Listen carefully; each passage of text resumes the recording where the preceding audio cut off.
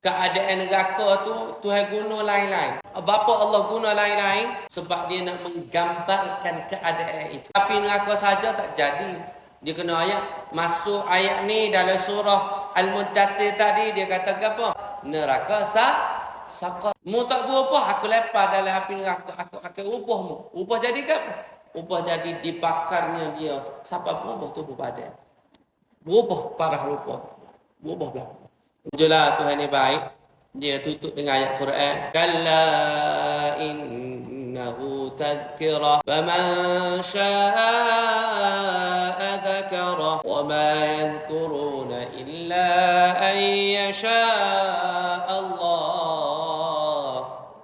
Wa ahlul taqwa wa ahlul maghfirah. Bahasa mudah kak, kalau Quran, kalau kita kecek bahawa Quran, semua Quran nak suruh peringat kau kita. Bapa Quran nak suruh peringat kau kita. Kita biasa janji, kita kata, Qalu bala syahidana an taqulu yawmal qiyamah. Biasa janji.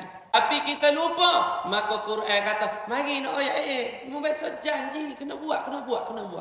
Maka dia kata apa lagi? Bahasa mudahnya apa? Kita semua ni boleh mari duduk dengan tazkirah, boleh dengar tazkirah walaupun benda duk kecek tulak kita duk dengar sama sebab Tuhan pilih kita.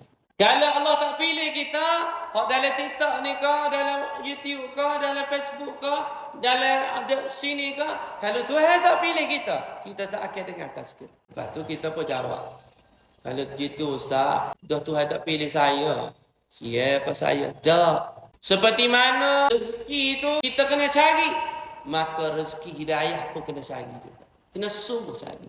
Dan Tuhan akan ampunkan kepada orang yang beriman, huwa ahlut taqwa wa ahlul maghfirah. Tuhan akan ampunkan orang yang beriman dan juga orang taat kepada Allah Subhanahu wa taala. Allahu akbar. Tulis 5 kali, Allah Maha Baik.